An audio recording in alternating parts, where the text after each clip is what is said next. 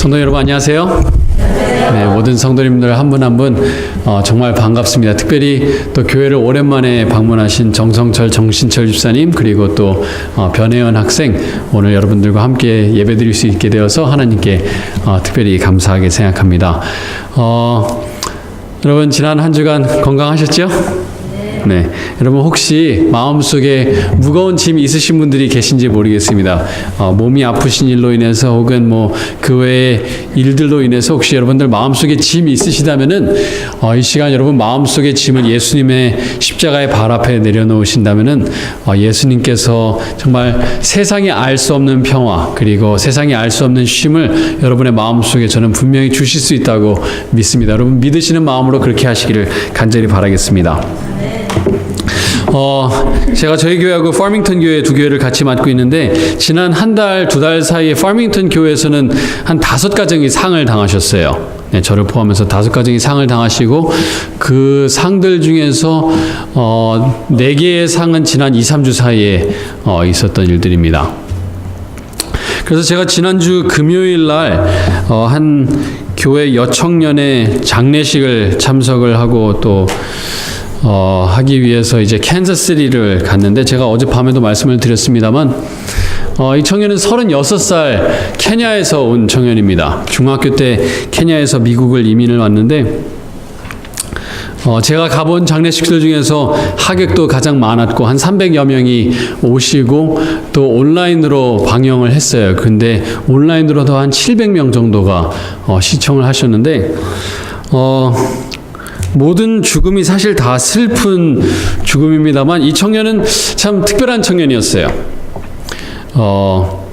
간호사로 일을 하고 있는 청년이었는데 1년에 9개월만 간호사로 일을 합니다. 1년에 9개월만 간호사로 일을 하는데 늘 얘기하는 것은 나의 첫 번째 직업은 선교사이고 그 선교의 일을 하기 위해서 나는 간호사 일을 하면서 돈을 번다라고 얘기를 했습니다. 그래서 9개월 동안 이제 간호사의 일을 하면서 돈을 벌고 나면은 3개월 동안은 이제 미국 각지로 다니면서 문서 전도를 하는 거예요. 그래서 그 생활을 하기 위해서 그렇게 하고 또 간호사로 일하면서는 선교 일을 그쳤는가? 그렇지 않고 사실 이제 미시간에 살면서 이타카에 있는 교회를 도왔는데 거기 있는 목사님 가정에서 같이 살면서 이제 나이트 일을 하고 이제 밤 7시부터 저녁 아침 7시까지 일을 하면은 이제 집으로 바로 돌아오는 게 아니라 오후 한 2시까지 이제 전도지를 돌리거나 성경 공부를 하러 그렇게 다녔다고 그러더라고요.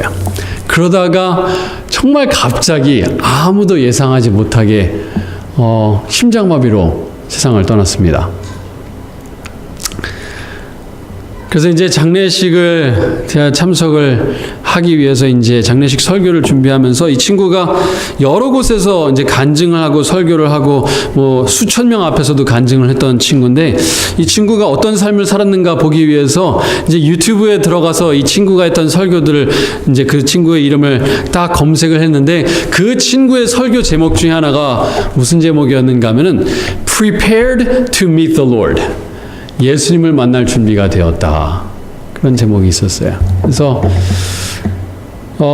장례식에 참석을 해서 참 은혜롭게 진행이 되다가 이제 그 친구의 영상이 다 나오고 영상 말미에 이 친구가 자기 저널, 자기 일기에 썼던 마지막 글이 딱 영상에 나오는데 제가 충격을 받았어요. 죽기 전날 그가 자기 일기에 썼던 마지막 문장은 Give me Farmington Hills or I die. 네. Give me Farmington Hills or I die. 스코틀랜드의 종교개혁자였던 존 낙스는 이런 기도를 하나님께 드렸습니다. 하나님 저에게 스코틀랜드를 주십시오. 그렇지 않으면 저에게 죽음을 주십시오. Give me Scotland or I die. 마찬가지로 이 청년도 하나님 저에게 파밍턴 힐즈를 저에게 주시옵소서 이 산지를 저에게 주지 않으신다면은 대신 저에게 죽음을 주십시오 라는 기도를 드렸어요. 제가 그 이 기도에 쓰여진 내용을 보면서 이제 여러 가지로 충격을 받았는데 사실 이 친구는 파밍턴 힐즈에 살지도 않아요. 파밍턴 교회를 다니지도 않았어요, 사실. 그의 언니가 파밍턴 교회를 다니고 사는 거는 캔턴에 살면서 이 일기의 마지막 기도로 하나님 저에게 파밍턴 힐스를 주십시오. 제가 사는 동네야, 파밍턴 힐스는. 아니면 저에게 죽음을 주십시오. 그 장례식에 참석하면서 많은 마음속에 생각들이 있었는데 제 마음속에 가장 중요한 주제는 준비되었는가? 그 질문이 제 마음속에 계속해서 맴돌았습니다. 제가 어렴풋이 한국 교회에서 어렸을 때 예배 드리던 걸 생각하면은 목사님들이 이런 말씀 많이 하셨죠. 주님 오십니다 하면은 뭐라고 대답하셨죠? 네, 한국에서 교회 생활하신 분들은 다 아실 거예요. 주님 오십니다. 준비합시다. 네, 그렇게 많이 말씀하셨던 걸로 제가 어렴풋이 기억이 나요. 오늘 여러분들께 드리고 싶은 질문도 마찬가지입니다. 여러분 준비되셨습니까? 네, 준비되셨습니까? 네.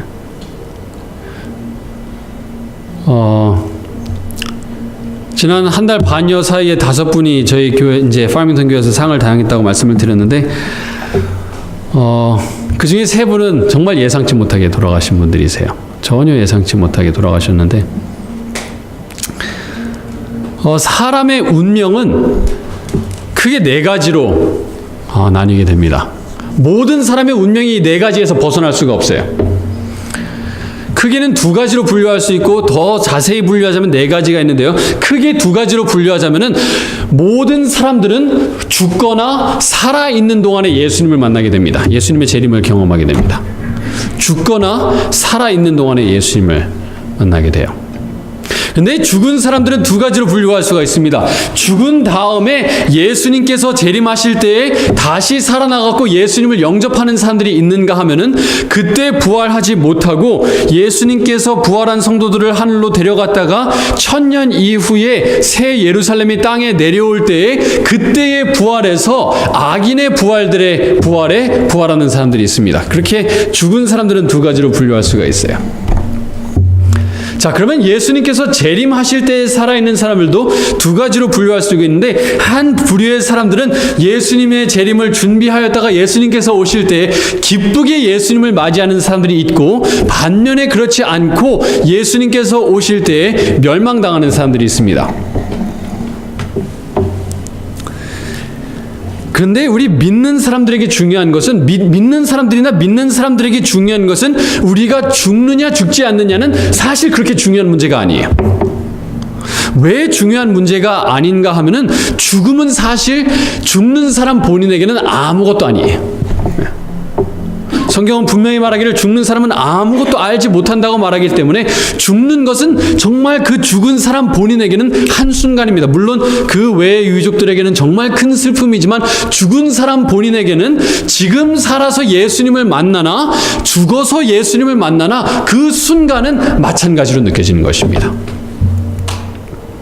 그래서 중요한 질문은 내가 죽느냐 아니냐 살아서 예수님을 맞이하느냐 그게 중요한 것이 아니라 내가 예수님을 만날 준비가 되었느냐 준비되지 않았느냐가 훨씬 우리의 운명에 있어서 훨씬 중요한 질문입니다. 자, 다 같이 누가복음 1장 말씀을 보겠습니다. 신약성경 3번째 책 마태, 마가, 누가복음 1장에 있는 말씀을 보겠습니다.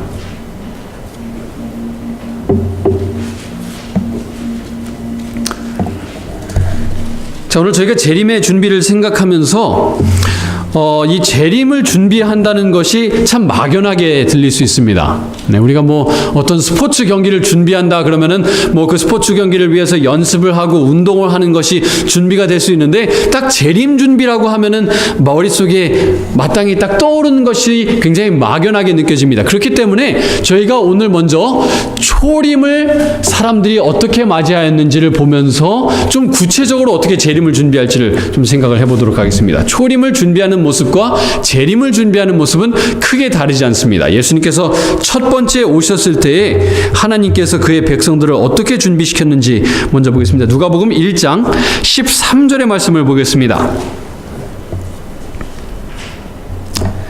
이렇게 말씀하십니다. 천사가 그에게 이르되, 그는 사가랴입니다. 사가랴에게 이르되, 사가랴여 무서워하지 말라. 너의 간구함이 들린지라. 내 아내 엘리사벳이 내게 아들을 낳아주리니 그 이름을 누구라 하라?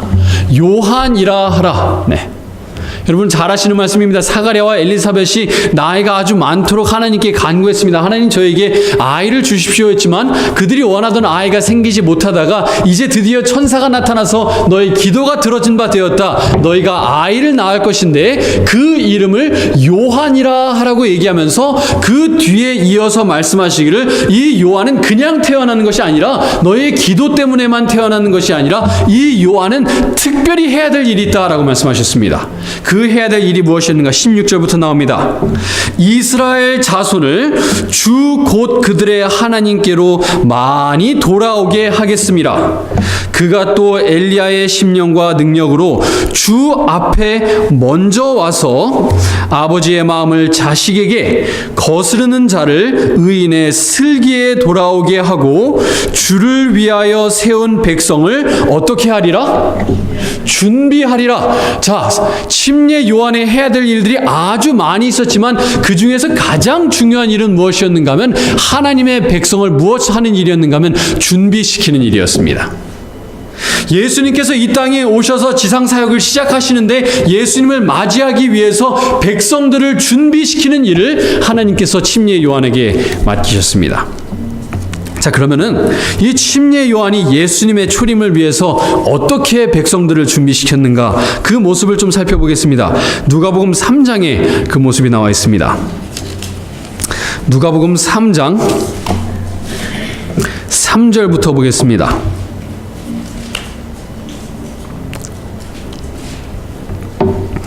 누가복음 3장 3절입니다.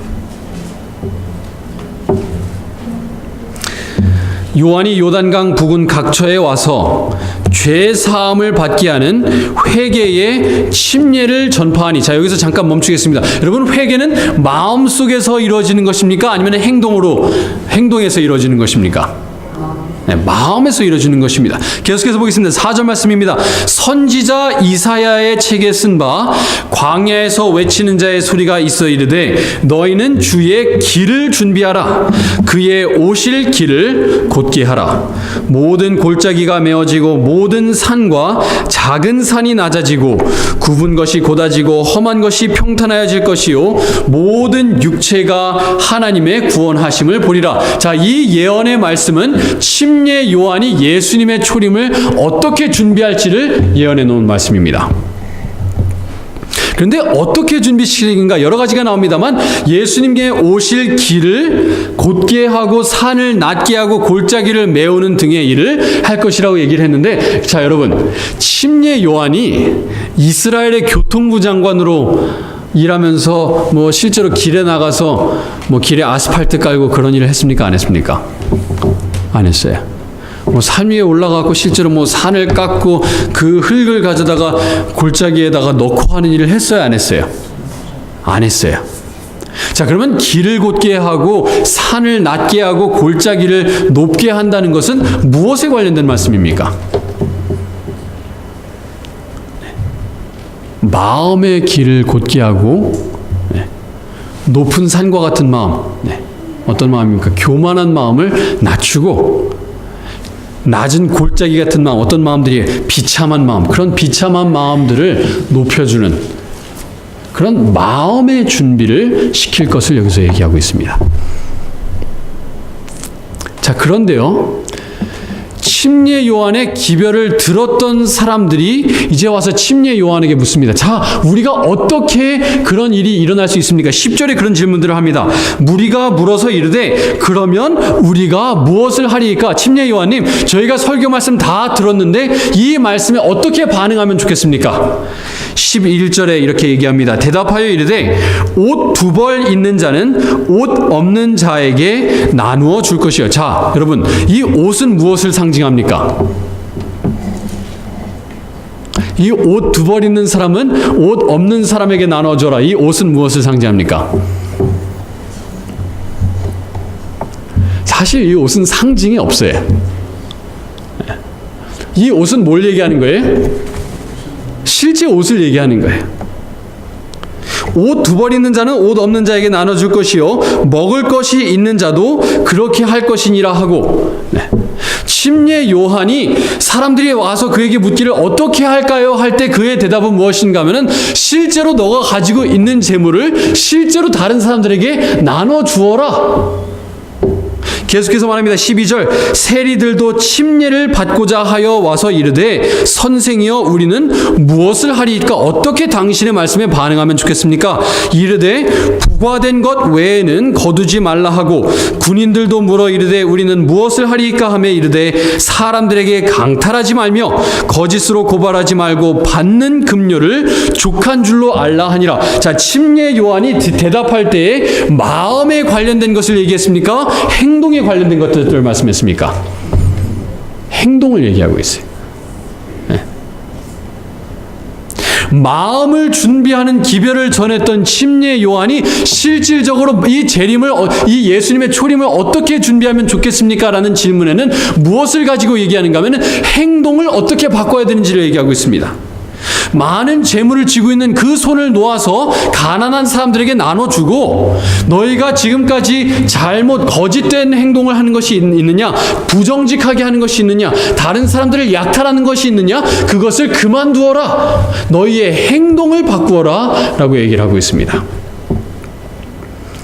즉 예수님의 초림을 준비하는 방법은 크게 두 가지였던 것입니다. 마음의 부흥이 있어야 되고, 두 번째는 삶의 개혁이 있어야 되는 것을 얘기하고 있는 것입니다. 마음이 완전히 변화되고 예수님 안에서 이 길이 굽어졌던 길이 곧아지며 높았던 산이 낮아지고 낮았던 골짜기가 높아지는 마음의 부흥도 있어야겠지만, 마음의 부흥, 하나님 사랑합니다, 거기서 끝나는 것이 아니라 하나님 사랑합니다, 이제 제가 어떻게 하면 좋겠습니까? 제 삶의 개혁들이 어떻게 일어나면 좋겠습니까? 거기까지 이어지지 않는다면 예수님을 맞을 준비가 되지 않은 것입니다.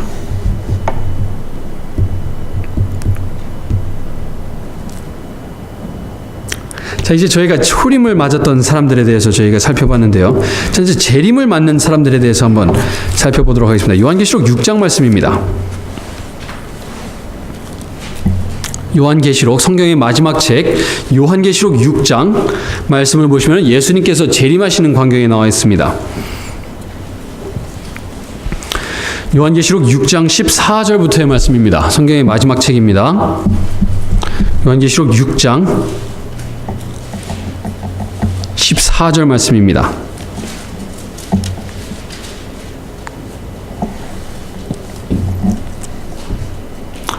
이렇게 말씀하십니다. 하늘은 두루마리가 말리는 것 같이 떠나갔고 각 산과 섬이 제자리에서 옮겨짐에 땅의 임금들과 왕족들과 장군들과 부자들과 강한 자들과 모든 종과 자유인이 굴과 산들의 바위 틈에 숨어 산들과 바위에게 말하되 우리 위에 떨어져 보좌에 앉으신 이의 얼굴에서와 그 어린 양의 진노에서 우리를 가리라. 재림이 준비된 사람들이에요? 준비가 안 된 사람들입니까? 준비가 안 된 사람들입니다.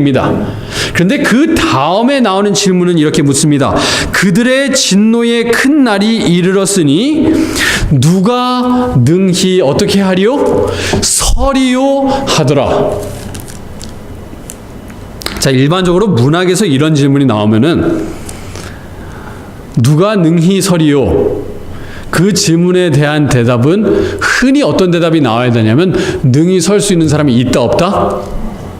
없다라고 나오는 것이 일반적인 논리적으로 봤을 때, 일반적인 이 문학의 흐름을 봤을 때 능히 설 사람이 아무도 없다라고 나와야 돼요. 근데 능히 서는 사람이 있습니까? 없습니까? 있어요. 그 사람들이 어디에 나오는가 하면 그 다음 장 1절부터 나옵니다. 저희가 1절부터 저희가 시간이 없기 때문에 보지 않고요. 3절부터 보겠습니다. 이르되 우리가 우리 하나님의 종들의 이마에 인치기까지 땅이나 바다나 나무들을 해하지 말라 하더라. 내가 인침을 받은 자의 수를 세어보니 들으니 이스라엘 자손의 각 지파 중에서 인침을 받은 자들이 14만 4천이니. 자, 이 말씀은 무엇에 어떤 질문에 대한 대답으로 나오고 있는가 하면 누가 능히 서리요? 능히 설 사람들이 있는데 어떤 사람들이 능히 설 것이다? 인침을 받은 사람들은 예수님께서 오시는 그 재림의 날, 그 두려운 진노의 날에 능히 설 수 있는 사람들이 있다라고 얘기하고 있습니다.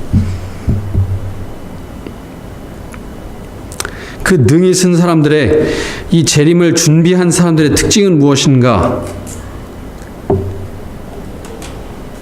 9절 말씀을 보겠습니다. 이 일 후에 내가 보니 각 나라와 족속과 백성과 방언에서 아무도 능히 셀 수 없는 큰 무리가 나와 어떠한 옷을 입고 흰 옷을 입고 손에 종려가지를 들고 보좌 앞과 어린 양 앞에 서서, 자, 이 사람들을 겉으로 봤을 때는 겉모습은 다 달라요. 뭐 피부 색깔도 다르고 사용하는 언어도 다른데 공통점이 하나가 있습니다. 그 공통점은 무엇인가 하면, 외모상의 공통점은 다 어떠한 옷을 입고 있는가 하면 다 흰 옷을 입고 있습니다.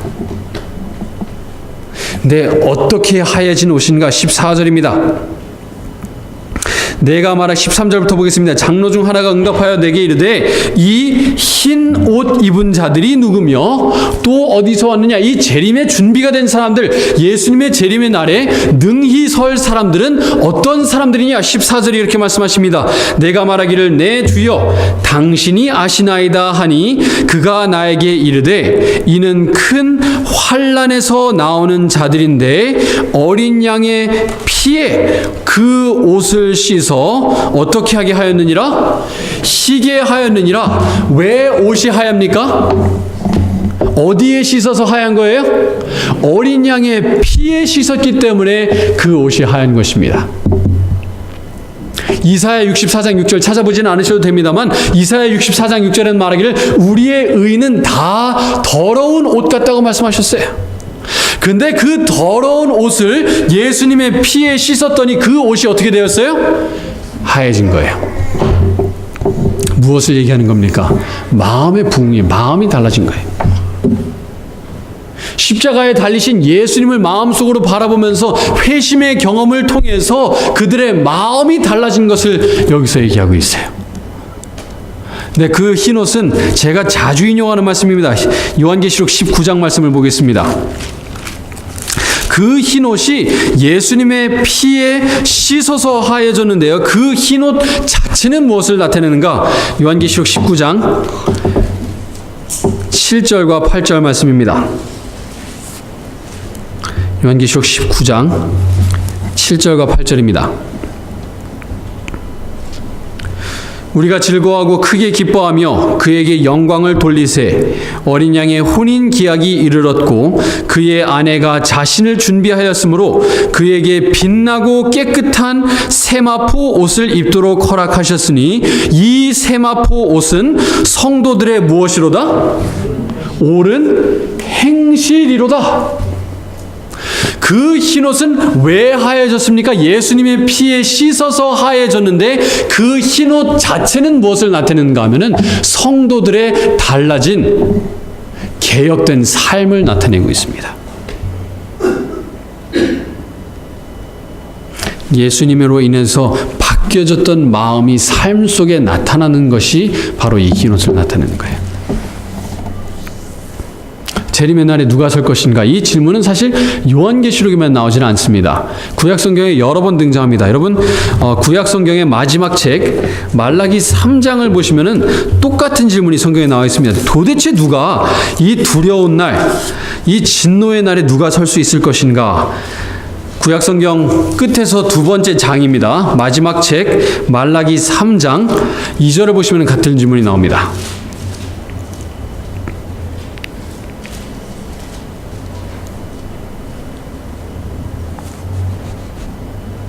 여기 이렇게 말씀하십니다. 그가 임하시는 날을 누가 능히 당하며 그가 나타나는 날에 누가 능히 서리요? 일반적으로 문학에 이런 질문이 나오면은 능히 설 사람이 없다라고 하는 것이 일반적이겠지만 능히 설 사람이 있는가 없는가? 그는 금을 연단하는 자의 불과 표백하는 자의 잿물과 같을 것이라. 그가 은을 연단하여 깨끗하게 하는 자 같이 앉아서 레위 자손을 깨끗하게 하되 금, 은같이 그들을 연단하리니. 그들은 누굽니까? 능히 설 사람들입니다. 그들을 연단하리니 그들의 공의로운 제물을 나 여호와께 바칠 것이라. 두 가지가 나옵니다. 능히 서는 사람들은 하나님께서 깨끗하시는 그 일로 말미암아서 깨끗하여질 뿐만 아니라 공의로운 제물을 하나님께 어떻게 하는가 하면 바치게 됩니다. 하나님께 바칠 만한 것이 그들의 삶 속에서 나오게 되는 거예요. 여러분, 의라는 것이 무엇입니까? 예언의 신에서는 의를 무엇이라고 얘기하는가 하면 righteousness is right acts라고 나옵니다. 의는 옳은 행실이다라고 얘기하고 있어요. 예수님께서 의를 우리에게 주실 때에는 그저 죄인이었던 사람을 의인으로 신분만 바꿔주시는 것이 아니라 예수님께서 우리에게 의를 주신다는 것은 신분을 바꾸시고 또 더 나아가서 예수 그리스도의 의로운 행실이 우리의 삶 속에서 나타나게 하시는 것이 예수 그리스도의 의를 우리에게 주시는 거예요. 같은 질문이 이사야서에 또 나옵니다. 이사야 33장 말씀입니다. 네. 이사야 33장. 도대체 누가 예수님의 재림의 날에 설 수 있는가? 누가 하늘에 들어갈 수 있는가? 이사야 33장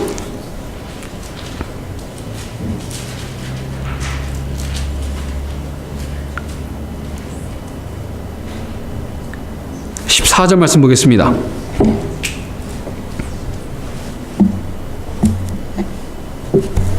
이렇게 말씀하십니다. 시온의 죄인들이 두려워하며 경건하지 아니한 자들이 떨며 이르기를 우리 중에 누가 삼키는 불과 함께 거하겠으며 우리 중에 누가 영영이 타는 것과 함께 거하리요 하도다. 여러분, 이 질문만 보면 어떻게 영영이 타는 불과 함께 거하겠습니까?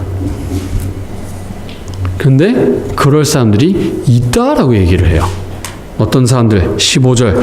오직 공의롭게 행하는 자, 정직히 말하는 자, 토색한 재물을 가증히 여기는 자, 손을 흔들어 뇌물을 받지 아니하는 자, 귀를 막아 피 흘리려는 꾀를 듣지 아니하는 자, 눈을 감아 악을 보지 않는 자, 그는 높은 곳에 거하리니 견고한 바위가 그의 요새가 되며 그의 양식은 공급되고 그의 물은 끊어지지 아니하리라. 여러분, 우리가 흔히 이제 마지막 날에 대해서 얘기하면서 영원히 타는 불은 없다라고 얘기를 합니다. 그 말이 반은 맞고 반은 틀려요. 네. 영원히 타는 불이 있습니까? 없습니까? 있기도 하고 없기도 해요. 어떤 영원히 타는 불은 없는가 하면은 악인들을 영원히 소멸시키는 영원한 불은 없어요. 네. 영원히 고통스럽게 타게 하는 영원한 불은 없습니다만 어떤 영원한 불은 있는가 하면은 우리를 깨끗게 하시던 그 영원한 불이신 하나님. 금을 연단하기 위해서, 불순물을 없애기 위해서 연단하시는 그 불의 하나님은 계속해서 있을 것을 여기서 14절에 말씀하십니다. 그래서 그 불과 같은 하나님과 어떤 사람들이 살아갈 것인가? 그들의 행실이 의롭게 된 사람들을 말씀하고 있습니다. 비슷한 말씀 한 절만 더 보도록 하겠습니다. 시편 24편 말씀입니다. 성경을 딱 가운데로 펴시면 시편이 나오죠. 시편 24편에 비슷한 질문이 나옵니다. 시편 24편 3절 말씀입니다.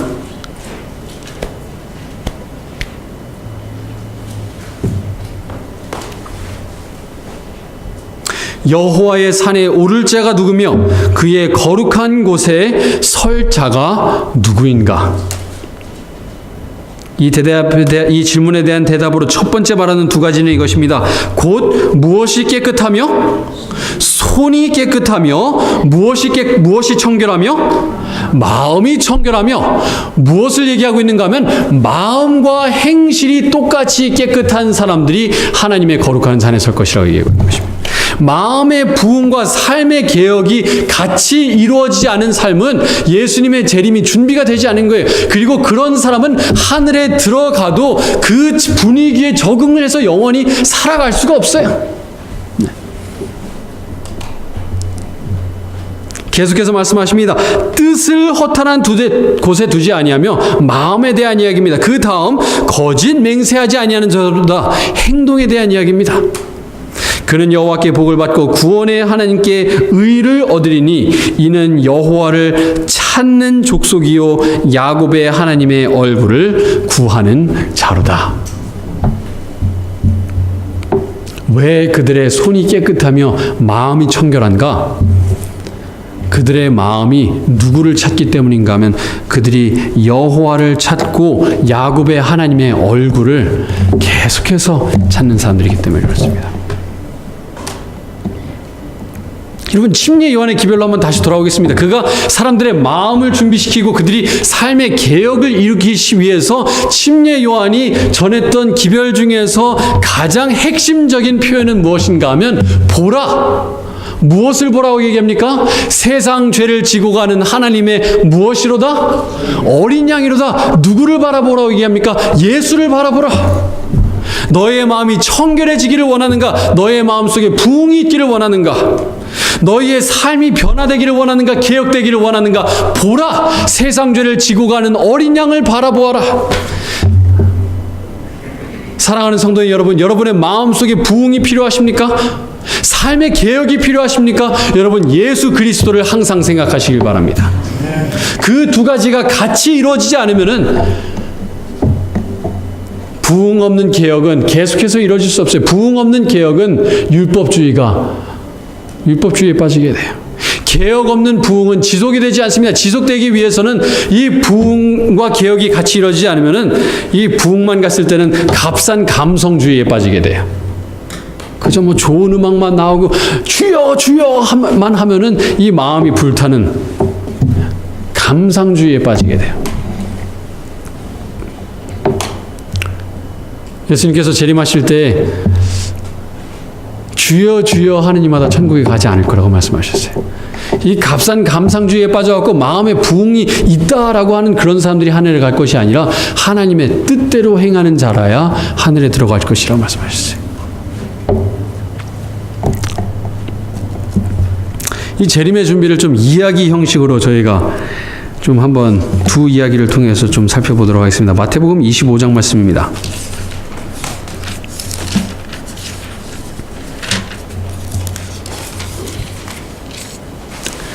마태복음 25장 말씀을 저희가 보겠는데요.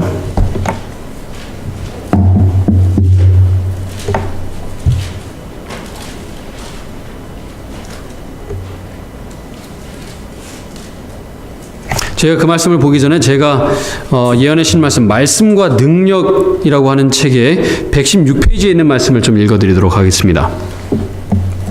사실 이 마음의 부흥과 삶의 개혁이 두 가지가 같이 가야 된다고 말씀을 드렸는데 이것을 신학적인 표현을 굳이 사용하자면 사실 그것은 칭의와 성화입니다. 칭의와 성화. 마음이 바뀌는 것을 가리켜서 이 마음이 주님께로 가는 것을 우리가 칭의라고 표현을 하고요. 그것을 통해서 삶이 바뀌는 것을 우리가 성화라고 표현합니다.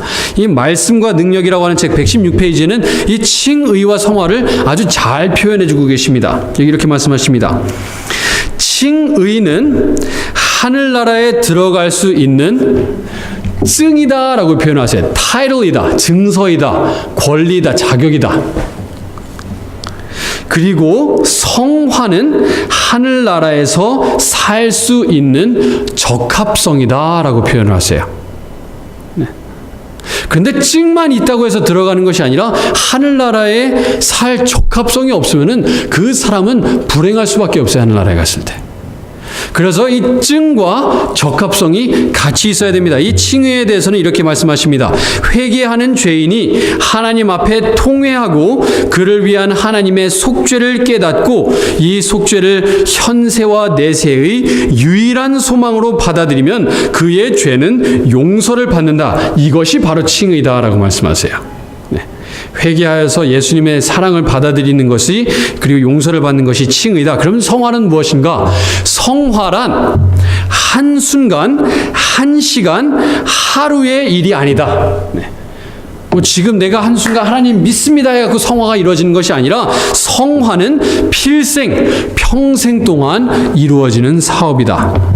이것은 순간적인 행복이나 흥분으로 얻어지는 것이 아니라 끊임없이 죄에 대하여 죽고 그리스도를 위하여 사는 일의 결과이다. 나약하고 때때로 중단되는 노력으로는 잘못들을 바로잡을 수가 없다.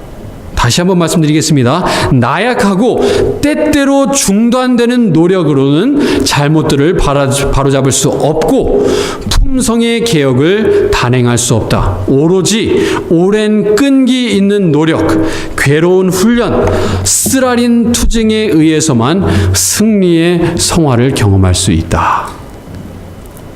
무슨 말인가 하면, 마음이 매 순간 예수님 앞에 죽는 경험을 하고, 내가 시험을 당할 때, 내 앞에 유혹이 닥쳐왔을 때 어떻게 해야 되는 거예요? 내 마음을 예수님 앞에 내려놓아야 되는 것입니다. 믿음으로 예수 그리스도를 바라봐야 되는 거예요.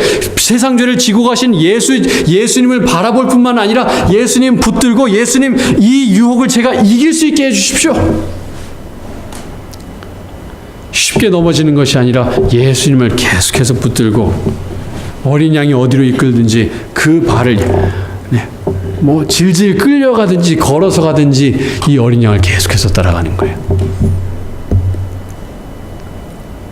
마태복음 25장에는 한 이야기가 나옵니다. 10처녀의 이야기가 나와요. 다 누구를 기다리고 있었습니까? 10처녀 다 신랑을 준비하고 있었어요. 10처녀 다 무엇을 가지고 있었습니까? 등을 가지고 있었어요. 이 등은 무엇을 가리킵니까? 시편 119편 105절에는 주의 무엇은? 말씀은 내 발의 무엇이요? 내 발의 등이요 내 길의 빛이니이다. 다 하나님의 말씀을 가지고 있던 사람들이, 하나님의 말씀을 믿노라고 공언하는 사람들이었는데 무엇이 없었습니까? 그 등 안에 5처녀는 기름을 가지고 있었고 5처녀는 기름을 충분히 가지고 있지 못했어요. 6절에 이런 말씀이 나옵니다. 밤중에 소리가 나되 보라 신랑이로다 맞으러 나오라 하매, 그때부터 준비하면 됩니까? 안 됩니까? 안 돼요. 그 전에 무엇이 되어 있어야 돼요? 준비가 되어 있어야 되는 것입니다. 그 전에 마음속에 하나님을 사랑하는 마음으로 뜨거워져 있고 삶이 개혁된 사람들이 혼인잔치에 들어갈 수 있는 거예요. 물론 그 기름은 성령님을 나타냅니다. 우리가 그냥 말씀을 알고 이 말씀을 이 삶 속으로 순종만 한다고 해서 그것이 중요한 것이 아니라, 이 내 마음속에 성령님께서 임하셔야만 그것이 진정한 삶의 변화인 것입니다. 마태복음 22장 말씀을 보면 비슷한 말씀이 나옵니다. 비슷한 이야기가 나옵니다. 한 왕의 아들이 이제 결혼을 하기 위해서 사람들을 초청을 합니다. 사람들이 안 와요. 계속해서 초청해도 오지를 않습니다. 그러다가 이제 결국에는 초청했던 종들을 잡아서 다 어떻게 하는가 하면은 초청받은 사람들이 죽여요.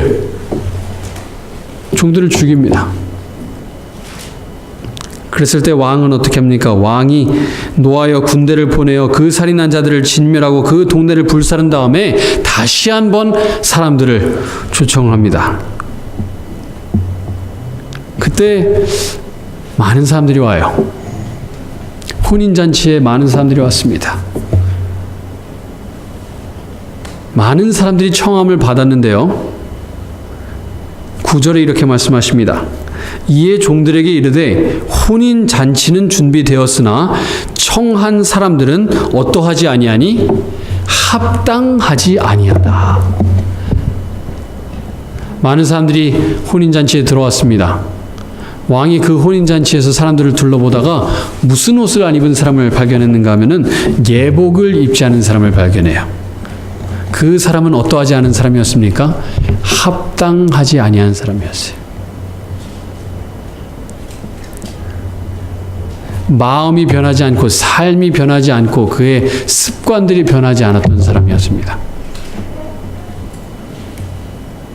준비가 안 되었던 사람입니다.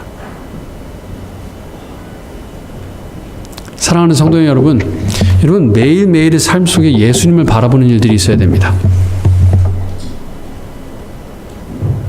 여러분들께 오늘 질문을 드립니다. 오늘 예수님을 생각하셨습니까? 그냥 예수님이라는 이름을 생각했다는 것이 아니라 정말 예수님이라는 분을 생각하고 만나고 예수님의 품성을 생각해보는 시간을 가지셨습니까? 예수님의 삶을 묵상하는 시간을 가지셨습니까? 예수님의 길을 준비했던 침례 요한은 말합니다. 초림을 준비하는 침례 요한은 말합니다. 보라! 보시라는 거예요. 나를 보라는 것이 아니라 세상 죄를 지고 가는 예수님, 저 어린 양을 보십시오. 여러분 마음을 준비하고 싶습니까? 보라, 세상의 죄를 지고 가는 어린 양을 보라. 여러분 삶이 변화되고 싶습니까? 보라, 세상 죄를 지고 가는 하나님의 어린 양이로다. 여러분 변화될 수 있는 방법은 그것밖에 없어요. 그런데 여기 말씀하시는 것처럼 우리가 한순간 예수님 생각한다고 그게 충분한 게 아니에요. 어제 저녁에 저희가 초대교회의 초대교회의 모습을 저희가 생각해 보았습니다. 이 초대교회는 완전히 예수님께 올인한 사람들이었어요. 그것이 그들의 삶 속에 드러났어요. 나누어 주는 것도 그냥 자기가 가진 것들의 작은 부분을 나눠준 것이 아니라 정말 후하게 나눠 주었습니다. 사람들이 만나면 뭐 했는가 하면 기도했어요. 사람들이 만나면 성경 연구했습니다. 그냥 매일같이 서로의 집에 드나들면서 친교했어요. 그들의 삶 속에는 예수님을 사랑하는 것이 완전히 젖어 있었습니다. 그걸 가리켜서 사도행전 1장은 성령의 침례라고 표현합니다. 여러분 침례와 세례는 달라요. 성경적으로 우리가 침례받아야 돼요? 세례받아야 돼요? 침례받아야 돼요. 성령 안에 완전히 젖어 들어가야 돼요. 예수님 안에 완전히 젖어야 돼요. 나의 정체성이 내가 한국인인 것도 중요한 것이 아니고 내가 어디에 파밍턴 힐즈에 사느냐, 리보니아 사느냐, 캔턴에 사느냐, 내가 미국에 사느냐, 한국에 사느냐, 그것도 중요한 것이 아니고 내 직업이 간호사냐, 아니면은 회사를 다니고 있느냐, 식당을 운영하느냐, 랩을 하느냐, 그것이 중요한 것이 아니라 내 삶의 정체성은 예수 그리스도에 완전히 젖어갖고 그 외의 모든 것이 다 부차적인 삶이 돼야 돼요. 보라, 세상 죄를 지고 가는 하나님의 어린 영이로다. 우리의 삶의 주목이 예수님께 완전히 매어 있고 젖어 있고,